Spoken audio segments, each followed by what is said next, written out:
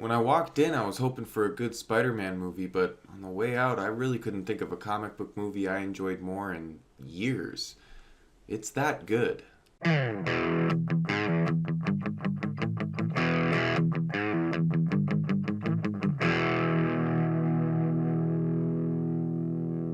This review is going to be a little bit shorter, but that's just because I think if you go in knowing as little as I did, it'll be an extremely rewarding experience. Spider Man Into the Spider Verse tells the origin story of Miles Morales as the new Spider Man, but it also brings together other versions of the iconic hero in a really cool and unique story. Directed by a couple animators and the producer who also helped write 22 Jump Street, it kind of came out of nowhere as one of the best comic book movies I've ever seen. These guys balanced fantastic animation with a really good story that did Spider-Man so well, whoever's working on the next Insomniac game is definitely sweating right now. The voice acting in Spider-Verse was perfect. Seriously, I hope these actors stick with their roles in future franchises, which I know that this movie is going to have, and you just gotta hope that they're as good as this one was. I don't want to talk about any voice actors in particular, because those of you going in blind will really appreciate some choices made here. Phil Lord is the guy who directed the 21 Jump Street movies, and he wrote the Lego Movie. Taking inspiration from all sorts of different Spider-Man comics and movies and video games,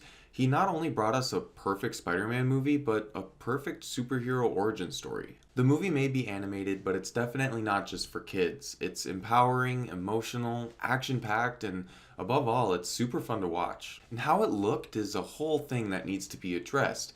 This is by far the best I've ever seen a comic book depicted in film. From the general animation style to the frame rate, this movie is a unique experience, even for the seasoned moviegoer. And the story allowed for some experimentation as well, which they utilized, making for some of the most memorable scenes of the year. Daniel Pemberton worked on all the music in the movie, and he's primarily worked in television in the past, but just started getting into films, and I'm really glad because this movie proved that he knows what he's doing. The soundtrack was excellent, and the rest of the score just helped carry that emotional weight throughout the film that it needed to just hit you. Spider-Man Into the Spider-Verse wasn't just one of the best movies of the year, it was one of the best comic book movies ever, and that's saying a lot, especially these days. I already know more movies are going to follow in its path, I just hope that they're half as good as this.